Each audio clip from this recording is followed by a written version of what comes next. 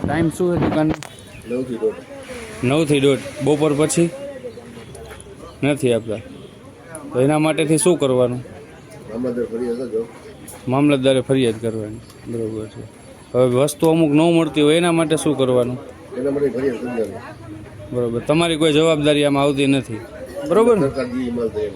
બરોબર છે. સરકાર ટાઈમ તમને આટલો જ આપેલો છે ને? શું નામ તમારું? સંજયભાઈ. આખું નામ? વિડીયો બંધ કરો, પેલા મારો વિડીયો ઉતારવા દે. તમે વિડીયો ઉતારીને જે કરવું હોય ને તમને કરી લેજો. સંજયભાઈ તમારું નામ શું? એમ સંજયભાઈ સોલંકી મારું નામ છે, લઈ દેજો. ઓકે. કેમ કે તમે હમણાં કીધું ને કે ફરિયાદ તમારે જ્યાં કરવી હોય ત્યાં કરવાની, અમને કઈ ખબર ન હોય એટલે મેં તમને વિડીયો ઉતારું છું.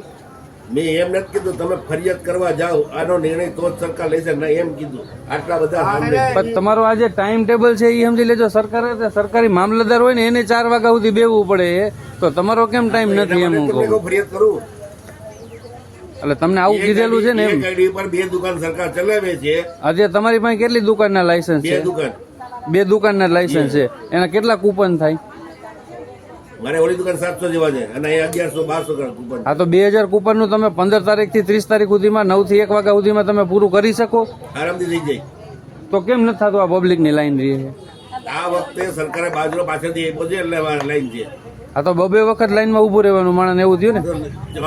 આ વખત નહીં, ગઈ વખતે આ બધાને પૂછી જવું છે. બધા દર વખતે માલ મળે ભાઈ? બધાને જે કરવું એ કરો. બધાને માલ મળી જાય પૂરો?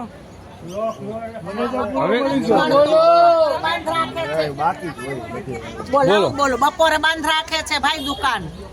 તમે ગઈઢા માણા ક્યાં જાય? હવે કોઈને તકલીફ છે કોઈને કે બધાને રેડી માલ મળે છે?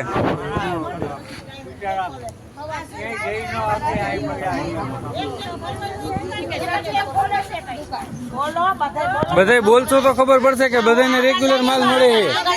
દુકાન ખોલતા નથી. સવારે એક જ ટાઈમ ખોલે છે. એમ કે અમાર ઉપરથી મનાઈ છે સાંજે ખોલવાનું. તમે કીધું તો તમને શું જવાબ મળ્યો? તમે કીધું તો તમને શું જવાબ મળ્યો? ઈ કે અમાર બંધ છે એમ કે છે. એક જ વાર ખોલવાનું કે છે. બપોર પછી બંધ આપણે માન્ય રાખવું પડે. બપોર પછી બંધ છે, સવારમાં જ ખુલે છે.